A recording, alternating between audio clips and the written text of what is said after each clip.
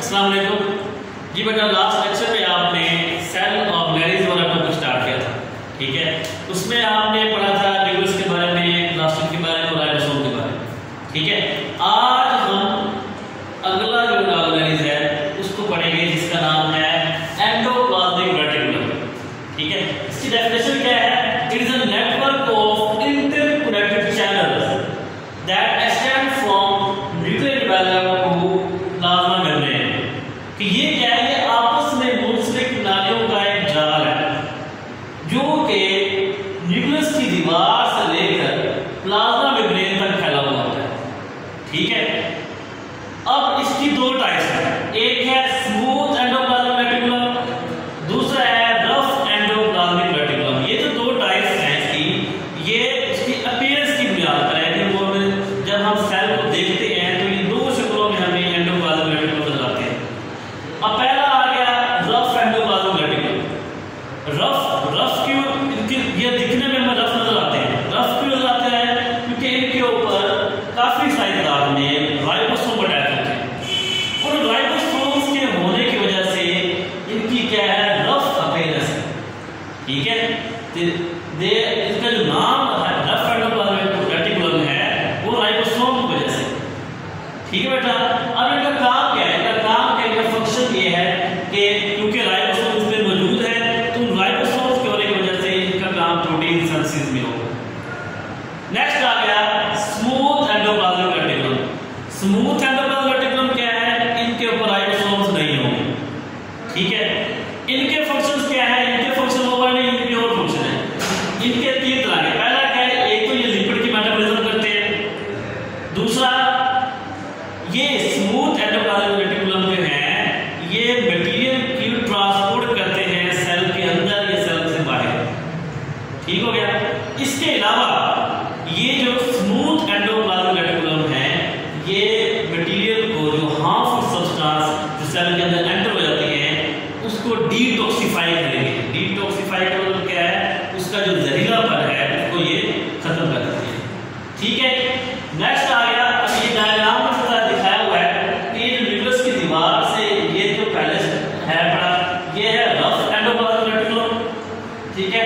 उसके बाद नेक्स्ट है स्मूथ एंडोप्लाज्मिक रेटिकुलम। तो आप डायग्राम में देख रहे हैं कि ये न्यूक्लियस की दीवार मतलब न्यूक्लियर एनवेलप से स्टार्ट हो रहा है और पूरे साइटोप्लाज्म में फैला हुआ है और साइटोप्लाज्म से फैल जाता हुआ ये एंड का होगा ये प्लाज्मा मेम्ब्रेन, ठीक है। नेक्स्ट हमारा जो ऑर्गेनाइज पढ़ना है वो है गोल्जी अपरेटस। सबसे पहले डेफिनेशन इसकी, इसको डिस्कवर किया था इटालियन फिजिशियन कैमिलो गोल्जी। तो इसका नाम गोल्जी अपरेटस क्यों है? जिस साइंटिस्ट ने इसको डिस्कवर किया था उसकी नाम की मुनासबत से इसका नाम गोल्जी अपरेटस रखा था, क्योंकि कैमिलो गोल्जी ने इसको डिस्कवर किया था तो उसके नाम की मुनासबत से इसको हम गोल्जी अपरेटस भी कहते हैं, ठीक है। ये है कैसे? डेफिनेशन क्या है? It is the set of flattened sacks. Set का मजमूआ, ढेर है कि ये फ्लैटेंड जो थैलियां हैं उनका मजमूआ है। एक थैली को हम कहते हैं सिस्टर्नी। तो इन सिस्टर्नी का ढेर लगा हुआ है, ये एक सिस्टर्नी है, ये दूसरी है, ये तीसरी है, ऐसे सिस्टर्नी का ढेर लगा हुआ है। इस पूरे जो स्टॉक है सिस्टर्नी का, इस पूरे स्टॉक को हम कहेंगे गोल्जी अपरेटस या इसको गोल्जी कॉम्प्लेक्स भी कहा जाता है, ठीक है बेटा। तो ये एक सिस्टम में याद रखिए। उसके बाद आगे इसके फंक्शंस क्या है, इसके काम क्या है? इसका काम ये है कि ये उन वेसिकल्स को जो रफ एंडोप्लाज्मिक रेटिकुलम की तरफ से आ रहे हैं जिसके गिर्द कोई मेम्ब्रेन नहीं है उसको ये टेक करते हैं, उसको पकड़ते हैं, फिर उसके गिर्द मेम्ब्रेन बना के उसको रिलीज करते हैं। तो वो जो मेम्ब्रेन बना के जो रिलीज करेंगे उनको हम कहेंगे गोल्जी वेसिकल्स। मतलब इनका काम क्या है कि ये रफ एंडोप्लाज्मिक रेटिकुलम से जो केमिकल्स आ रहे हैं उनको ये पकड़ेंगे, उसके मेम्ब्रेन बना के उसको कन्वर्ट कर देंगे गोल्जी वेसिकल्स में, ठीक है। वो जो वेसिकल्स हैं वो फिर या तो सेल के अंदर इस्तेमाल होते हैं या सेल से बाहर ट्रांसपोर्ट करते हैं। अब यहाँ पे मैं दो तरह के दिखा रहा हूँ। एक ये वो प्रोडक्ट्स है, प्रोडक्ट्स फॉर सेल सिक्रेशन जो सेल के अंदर इस्तेमाल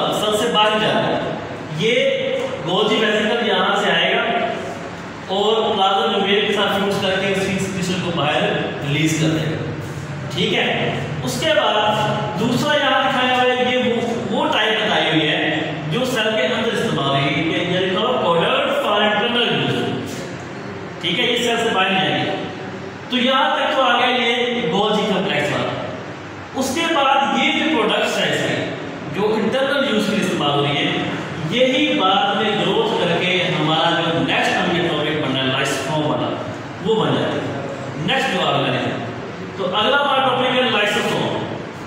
ठीक है, लाइसोसोम क्या है, इसकी डेफिनेशन देखिए कि इसको डिस्कवर किया था एक बेल्जियन के साइंटिस्ट ने कब, मिड 20वीं सेंचुरी में। इसका नाम था क्रिस्टियन रेनी डी। ठीक है, क्रिस्टियन रेनी डी ने इसको डिस्कवर किया था। ये सिंगल मेम्ब्रेन वाले एक ऑर्गेनेलिज्म है।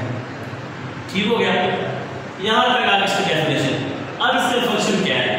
ये जो लाइसोसोम्स है they contain strong digestive enzyme.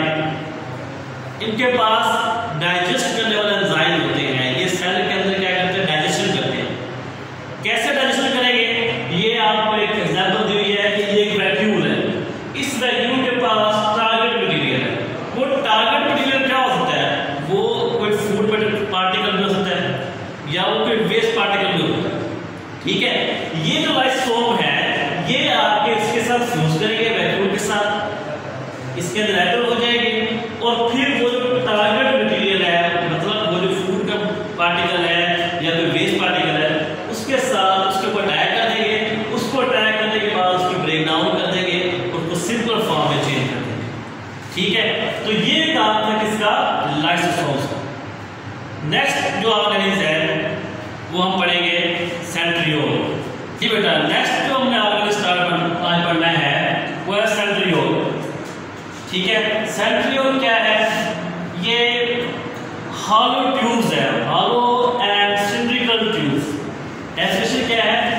Animal cell and many unicellular organisms have hollow and cylindrical organelles are called centriole.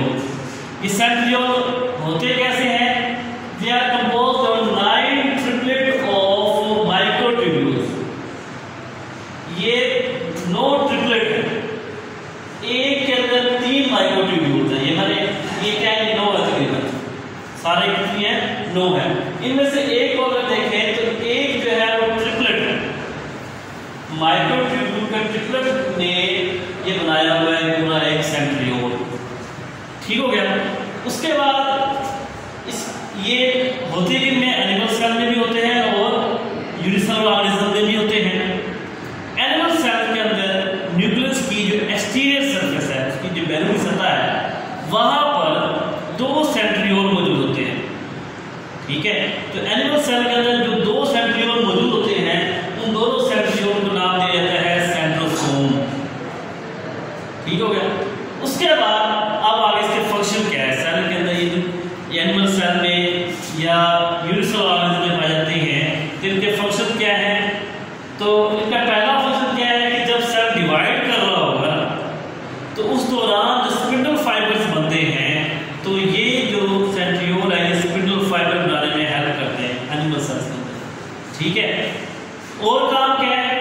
जो यूनिसेलुलर ऑर्गेनिज्म है इनमें क्या करते हैं? इनमें सीलिया बनाने के लिए और फ्लैजेला बनाने के लिए। सीलिया के एग्जांपल पैरामीशियम है। पैरामीशियम की पूरे सेल्स के ऊपर छोटे छोटे बालों की तरह के बाल होते हैं, उन्हें कहते हैं सीलिया। तो ये सीलिया कैसे बनते हैं? सेंट्रियोल से। और बैक्टीरिया, जैसे आपने ये बैक्टीरिया देखा है, इस बैक्टीरिया का जो फ्लैजेला है, ये फ्लैजेला कैसे बनता है? ये सेंट्रियोल से बनता है। ठीक है, नेक्स्ट ऑर्गेनिज्म जो हमने पढ़ना है वो है वैक्यूल। वैक्यूल क्या है?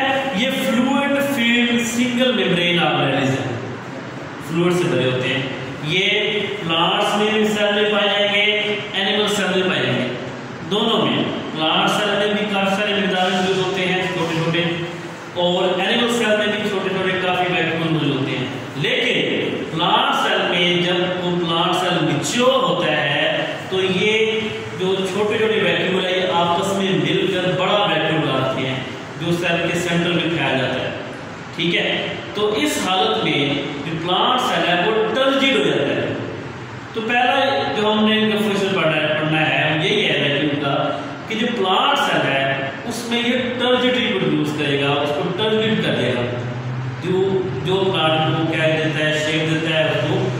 देता है। दूसरा काम इसका क्या है, कुछ जानदारों में यूनिसेलुलर जो ऑर्गेनिज्म हैं या बाकी जो एनिमल सेल्स हैं, प्लांट सेल्स में फूड वैक्यूम बनाए जाते हैं। जो फूड पार्टिकल्स हैं वो वैक्यूम के अंदर बंद कर दिए जाते हैं, तो वो जो वैक्यूम होगा उससे हम कहेंगे फूड वैक्यूम। फिर वो जो फूड है उसको डाइजेस्ट करने के लिए क्या होगा, लाइसोसोम्स आएंगे, लाइसोसोम उस फूड वैक्यूम को अटैक करेंगे और उसके अंदर जो फूड पार्टिकल्स हैं उसको डाइजेस्ट कर देंगे। कुछ यूनिसेलुलर ऑर्गेनिज्म जैसे अमीबा है, अमीबा की मिसाल पढ़ते हैं। अमीबा में एक होता है कॉन्ट्रैक्टाइल वैक्यूम। कॉन्ट्रैक्टाइल वैक्यूम किस लिए होता है, उनका जो वेस्ट प्रोडक्ट्स है उसको खारिज करने के लिए होता है। तो ये वेस्ट प्रोडक्ट्स को रिलीज करने के लिए कॉन्ट्रैक्टाइल वैक्यूम का इस्तेमाल करते हैं। तो वैक्यूम की प्लांट सेल में, एनिमल सेल में या जो यूनिसेलुलर ऑर्गेनिज्म में, उनमें क्या फंक्शन है, एक तो ट्रांसड्यूट करने के लिए, दूसरा ये फूड वैक्यूम के लिए और तीसरा क्या है कॉन्ट्रैक्टाइल वैक्यूम के तौर पर इस्तेमाल। नेक्स्ट टॉपिक हमारा जो है वो हमने पढ़ना है difference between prokaryotic and eukaryotic cell. कि प्रोकैरियोटिक एंड यूकैरियोटिक सेल में क्या डिफरेंस है। तो पहले आपने इस चैप्टर के आगाज में पढ़ा है प्रोकैरियोटिक सेल दो तरह के होते हैं, एक होते हैं प्रोकैरियोटिक सेल और एक होता है यूकैरियोटिक सेल। प्रोकैरियोटिक सेल ये सिंपल सेल होते हैं, ये वो सेल हैं जिनमें न्यूक्लियस नहीं होगा, जिसमें वेल ऑर्गेनाइज्ड न्यूक्लियस नहीं होगा।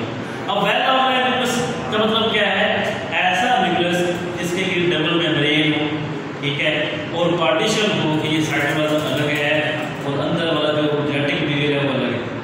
जो प्रोकैरियोट्स हैं इनमें क्या होता है, इनका जो डीएनए है, इनके जो क्रोमोसोम सेल कह रहे हैं, वो किसी मेम्ब्रेन के अंदर पैक नहीं होता, वो ओपन साइटोप्लाज्म के अंदर मौजूद होता है, ठीक है। तो इसलिए इसको हम कहते हैं प्रोकैरियोटिक सेल। जबकि हमने यूकैरियोटिक सेल अब तक पढ़ा है, यूकैरियोटिक सेल में हमने क्या पढ़ा था कि इसमें न्यूक्लियस होगा, इसमें न्यूक्लियस डेवलप होगा, जो डबल मेम्ब्रेन होगी, इनमें वो नहीं होगी।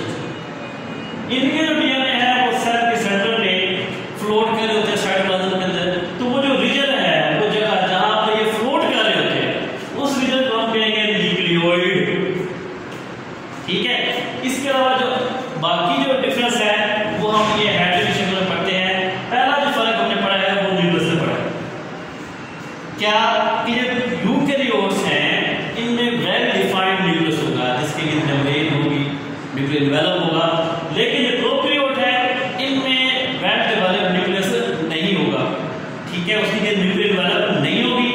और क्या पढ़ा है, और ये पढ़ा है कि जो डीएनए है इनका वो सेल के सेंटर में साइटोप्लाज्म के अंदर फ्लोट कर रहा होता है, और वो रीजन जहां पर ये फ्लोट कर रहा होता है उसे हम कहेंगे न्यूक्लियोइड।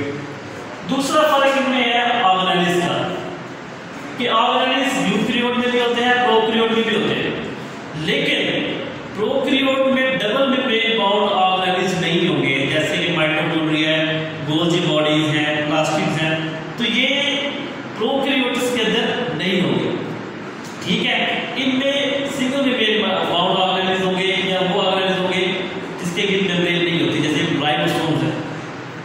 तो अब राइबोसोम इनमें भी है, प्रोकैरियोट्स में भी है, यूकैरियोट्स में भी है, लेकिन जो प्रोकैरियोट के राइबोसोम होंगे वो साइज में छोटे होंगे, और जो यूकैरियोट्स के राइबोसोम होंगे वो साइज में बड़े होंगे। तो ये जो फर्क आ गया ऑर्गेनेलिस के लिहाज से। और डिफरेंस किस लिहाज से देखेंगे, साइज के लिहाज से। जो यूकैरियोटिक सेल है वो प्रोकैरियोटिक सेल से बड़ा होता है। कितना बड़ा, तकरीबन 10 टाइम 10 गुना बड़ा होता है, ठीक है। दूसरे लफ्ज़ में बात करें, प्रोकैरियोटिक सेल जो है वो यूकैरियोटिक सेल से 10 टाइम्स बड़ा होते हैं, ठीक है। ये तो फर्क आ गया साइज का। अब ये जो प्रोकैरियोटिक सेल है इनमें सेल वॉल भी होती है। सेल वॉल हमने यूकैरियोट में पढ़ी है, फंजाई में भी होती है, प्लांट में भी होती है, लेकिन इनकी सेल वॉल में फर्क है, वो है उनकी कंपोजिशन का। कैसे, कि जो यूकैरियोटिक सेल की जो सेल वॉल है, फॉर प्लांट की सेल वॉल है, वो बनी होती है सेलुलोज की, ठीक है। जबकि जो फंजाई की सेल वॉल है वो बनी होती है काइटिन की, ठीक है जी। लेकिन जो प्रोकैरियोट की सेल वॉल है ये बनी होती है पेप्टाइडोग्लाइकेन की। अब इसमें जो पेप्टाइडोग्लाइकेन, ये दो वर्ड है, एक है पेप्टाइडो, दूसरा है ग्लाइकेन। पेप्टाइड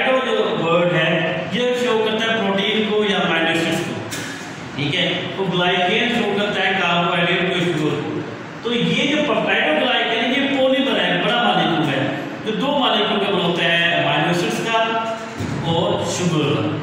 ठीक है, तो क्या फर्क है प्लांट की और फंजाई की? ये दोनों क्या है, यूकेरियोट है। इनकी सलवार में सेलुलोज होगा प्लांट की सलवार में, और फंजाई की सलवार में काइटिन होगा। लेकिन जो प्रोकैरियोटिक सेल्स हैं उसकी सलवार में पेप्टाइड और ग्लाइकेन इसकी कंपोजिशन होती है। ठीक है, तो आज का जो लेक्चर है ये यहाँ पे एंड हुआ। नेक्स्ट लेक्चर में हम नेक्स्ट टॉपिक स्टार्ट करेंगे।